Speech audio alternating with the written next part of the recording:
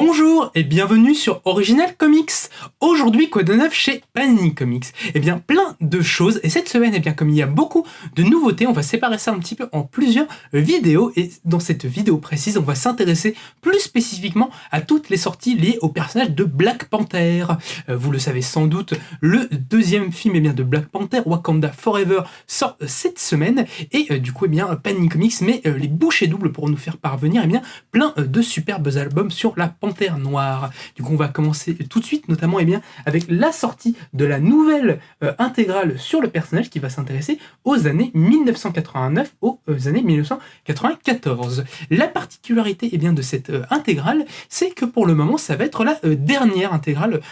dédiée au personnage de Black Panther, parce que eh bien, le personnage a eu... Eh bien, pendant plusieurs années, une vie assez compliquée. Black Panther, ça, avant, disons, la fin des années 90 et le début des années 2000, c'est un personnage qui, en termes de série solo, n'avait jamais trop eu, en fait, de choses, n'avait jamais trop pris. Et du coup, il n'enchaînait que les petites histoires un petit peu de son côté, les petites histoires dans d'autres magazines, des choses comme ça, donc, qui avait permis de remplir toutes les dernières intégrales. Dans celle-ci, eh bien, on va retrouver eh bien, au scénario le scénariste Don McGregor, qui était déjà à l'œuvre sur les précédentes histoires de T'Challa, et il sera bien en grande partie aidé au dessin ici par Dwayne Turner, et ils vont tous les deux nous livrer leur version un petit peu définitive, en tout cas pour l'époque du personnage de la Panthère Noire. C'est assez chouette, il y a un côté très aventure, un petit peu Tarzan, vraiment un peu pulp, c'est tout ça qui sont assez chouettes. Le dessinateur Dwayne Turner et un petit peu à ses débuts, donc c'est pas forcément parfait, mais il y a un style un petit peu iconoclaste qui fait penser un petit peu à de la BD indépendante, que moi je trouve assez chouette, voilà, et puis dans des scénarios assez ambitieux mine de rien, même si ça nous propose des petites histoires, des petits morceaux de la vie de T'Challa, mais ça reste assez sympathique, et ça reste du coup des histoires qui auront un petit peu marqué le personnage, en tout cas à l'époque, que je vous conseille si vous êtes fan un petit peu des récits vintage sur le personnage. T'Challa, il n'aura pas d'aventure solo avant la fin des années 90 et la période Marvel Knight chez Marvel, du coup qui c'était cette période en fait au début des années 2000 qui avait été lancée pour remettre en avant justement des personnages un petit peu urbains, un petit peu délaissés par la maison d'édition et leur redonner un nouveau souffle. Donc si vous voulez la suite directe de cette intégrale, il faudra vous intéresser aux éditions Marvel Select pour aller lire le Fantastic Run de Christopher Priest sur le passage de Black Panther, qui est complète en 4 volumes et qui était proprement fantastique et qui réinventait vraiment pas mal le personnage et son univers. Beaucoup de choses qu'on a vues dans les films viennent plutôt de ces moments-là. Donc pareil, si vous avez envie de vous faire un petit peu la suite un peu chronologique des aventures de Black Panther, c'est là-dedans que ça se passe. Et on continue dans les ouvrages de Black Panther avec la sortie de Black Panther, la femelle de l'espèce de Reginald Hughlin et notamment de Ken Lashley. Alors qu'est-ce que c'est que ce volume-là? La particularité de ce volume-là, c'est qu'en fait, il s'inscrit dans toute l'histoire, en fait, le run de Reginald Hughlin sur le personnage de Black Panther. Reginald Hughlin, c'est à la base plutôt un réalisateur de cinéma, producteur, qui a fait pas mal de choses, notamment sans doute le fait d'armes le plus connu de cet auteur-là, en dehors des comic books Black Panther, c'est la production du film Django Unchained de Quentin Tarantino, s'il vous plaît. Et c'était un auteur justement très engagé dans les questions de noirs américains, qui est très loquace en tout cas sur ces choses-là. Récemment, il est un petit peu revenu aux comic books, notamment en travaillant sur la ligne Milestone de chez DC Comics, mais ça on en reparlera peut-être un autre jour. Et au début des années 2000, Marvel en fait avait décidé de le contacter pour qu'il puisse écrire Black Panther. Ça avait donné lieu notamment à un début de run avec John Romita Jr., dans lequel l'auteur réimaginait les origines de T'Challa et retravaillait complètement un petit peu l'univers du Wakanda, qui était vraiment très très sympa. Et il s'est occupé de Black Panther pendant plusieurs années, et à partir de l'année 2009, il a décidé un petit peu de bouleverser les choses dans cet univers-là, et de changer un petit peu de porteur, et de faire de Shuri la porteuse de Black Panther, la protectrice du Wakanda. Alors évidemment, Panini Comics a décidé de nous rééditer ça, parce que c'est ce qui va sans doute se passer dans le film, à cause de la mort tragique de l'acteur l'acteur de Black Panther, eh bien c'est sans doute sa sœur Shuri qui reprendra bien le rôle de la Panthère Noire dans les films, mais c'est des choses qui avaient été déjà faites eh bien dans les comics et qui sont vraiment proprement fantastiques. Moi j'ai vraiment beaucoup aimé, ça a été une petite découverte pour moi ces numéros-là, mais en gros tout le principe c'est que T'Challa eh bien il va être victime d'un attentat à son encontre, il va eh bien se retrouver eh bien complètement blessé à l'article de la mort après une confrontation homérique avec le docteur Fatalis, et cela eh bien va laisser beaucoup de questions en suspens vis-à-vis du Wakanda qui va devoir eh bien peut-être se préparer à une future invasion qui va voir la reine Ororo Monroe Tornade reprendre un petit peu le lead politique du pays, et pendant ce temps-là, eh bien, ils doivent se choisir eh bien, un nouveau protecteur, et c'est eh bien la sœur de T'Challa, Shuri, qui va devoir eh bien, reprendre ce rôle-là. Elle a été eh bien, entraînée comme son frère pour être du coup la protectrice du Wakanda, mais elle va devoir eh bien, faire ses preuves pour prouver qu'elle est digne de porter eh bien, ce rôle. Du coup, c'est vraiment très très chouette, ça va être une série bien, un petit peu chorale en fait, même si c'est Shuri qui reste au centre, et tout son parcours eh bien, pour devenir la Panthère Noire, parce qu'elle du coup elle est un petit peu différente de son frère, malgré qu'elle soit très intelligente, très tactique, elle est un petit peu moins sage que son frère, elle est un peu plus, peut-être ses émotions peuvent un peu plus ressortir, elle est plus dure parfois, du coup elle va devoir apprendre à être une héroïne, à être une protectrice, et du coup c'est assez intéressant, et en parallèle de ça, eh bien, on voit Tornade qui doit gérer le Wakanda politiquement, qui va devoir eh bien, essayer de sauver son mari, on va suivre eh bien, les aventures de la Panthère Noire qui en parallèle eh bien, doit essayer de se soigner, qui doit eh bien, dans un monde un petit peu mystique tenter de ne pas mourir, donc beaucoup de choses qui se passent en parallèle. Beaucoup de confrontations un petit peu politiques, on va voir vraiment des confrontations géniales avec le docteur Fatalus, on va voir Namor un petit peu dans tout cela également, donc c'est une série dans laquelle il se passe énormément de choses, et bien le scénariste nous est toujours assez percutant dans ce qu'il essaie de raconter, c'est à la fois très très riche et très divertissant, donc moi c'est un ouvrage que j'ai vraiment énormément aimé et que je vous recommande beaucoup, c'est peut-être je pense là de tous les ouvrages qui sont sortis sur la Panthère Noire, moi celui que j'ai préféré, donc vraiment le Black Panther, la femelle de l'espèce,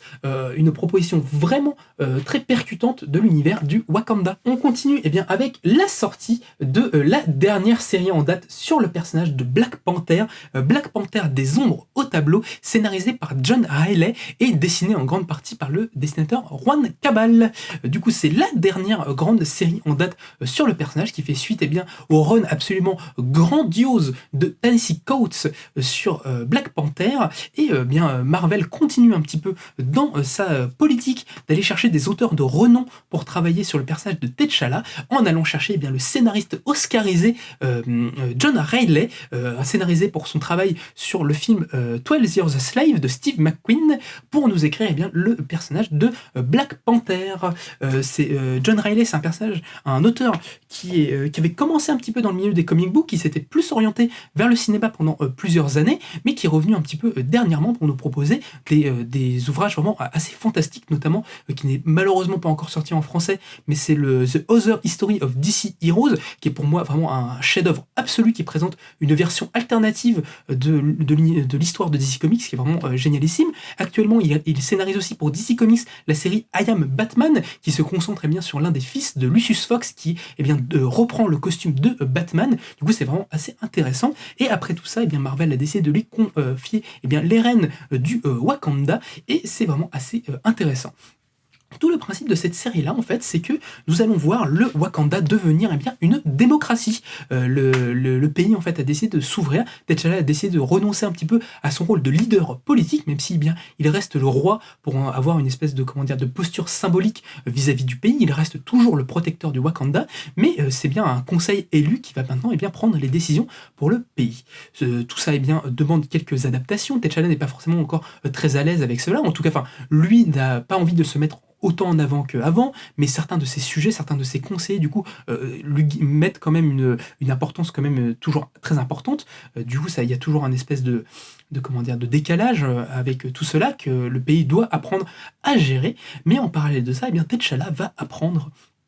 que, disons, des agents à lui viennent d'être attaqués. En effet, eh bien, malgré le fait que le Wakanda soit un pays ouvert, c'est un pays aussi qui est toujours un petit peu méfiant des autres, et qui a eh bien, décidé, en tout cas T'Challa avait décidé d'infiltrer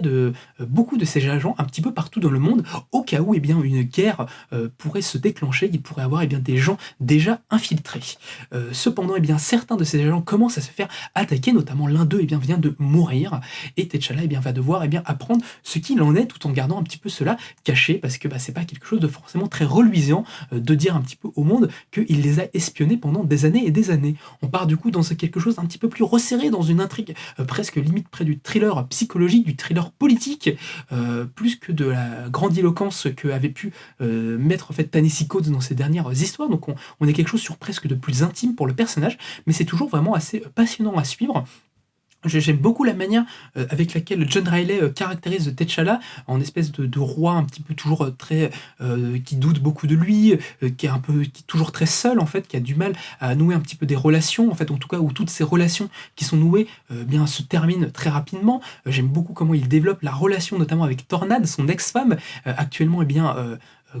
maîtresse un petit peu de Krakoa, en tout cas de la planète Mars. Tout ça, c'est un petit peu, je vous laisserai un petit peu découvrir plus tout ça si vous n'êtes pas très au courant. Mais en tout cas, c'est vraiment très efficace. Au dessin, moi j'aime énormément le dessinateur Juan Cabal, qui avait déjà fait des merveilles sur la série Guardians of the Galaxy et qui propose toujours des mises en scène vraiment très grandiloquentes et toujours très inspirées. Donc moi j'aime vraiment pas mal cette nouvelle direction que prend un petit peu le personnage et que prend l'univers de Black Panther, et je vous la recommande vraiment très chaudement, c'est hyper chouette à découvrir. Et enfin, on termine cette petite vidéo spéciale sur les sorties de la Panthère Noire avec un petit tir groupé sur les différents ouvrages destinés à la jeunesse. Vous le savez, depuis maintenant quelques temps, les éditeurs de super-héros aiment bien proposer des titres plus accessibles aux plus jeunes, pour permettre à toute la famille de pouvoir déguster les super-héros. Et cette semaine, Panini Comics fait de même pour Black Panther en nous proposant le Marvel Action Black Panther. Alors ça, du coup, ça fait partie en fait des ouvrages qui aux États-Unis sont produits par IDW et non par Marvel Comics, et qui paraît sont des petites aventures qui sont justement destinées aux plus jeunes, qui peuvent être un petit peu ma première BD de super-héros. Donc si vous avez des petits jeunes dans votre entourage et que c'est peut-être un peu trop tôt pour leur faire lire des comics Marvel, disons pur jus, ce sont des alternatives tout à fait envisageables et tout à fait possibles. Alors c'est pas des grandes histoires, mais c'est plutôt des histoires qui sont sympathiques à lire et qui ne prennent pas forcément les enfants pour des débiles, donc ça c'est à souligner et assez chouette. Donc du coup on a celui-là, du coup, Avis de Tempête sur Black Panther, et on a également dans la collection un petit peu young adulte, jeunesse de Marvel, la série au cœur du Wakanda, du coup qui va s'intéresser à l'enfance de Shuri et de Black Panther, et notamment une aventure où certaines actions de ces derniers peuvent avoir des conséquences un petit peu dramatiques sur la population, et notamment Shuri va devoir faire preuve de toute son intelligence et de toute sa maîtrise des sciences pour pouvoir tenter de contenir un espèce de mal un petit peu bactériologique qui sévit au Wakanda. Donc pareil, c'est très très chouette. En plus, dans celui-là, vous allez retrouver des dessins de Natasha Buster, qui est une illustratrice que moi j'aime vraiment beaucoup, qui a un style un petit peu mignon, un petit peu cartoon, mais qui fait vraiment extrêmement bien le taf. Elle était notamment connue pour son travail chez Marvel sur la série Moon Girl et Devil Dinosaur, qui aura droit à une série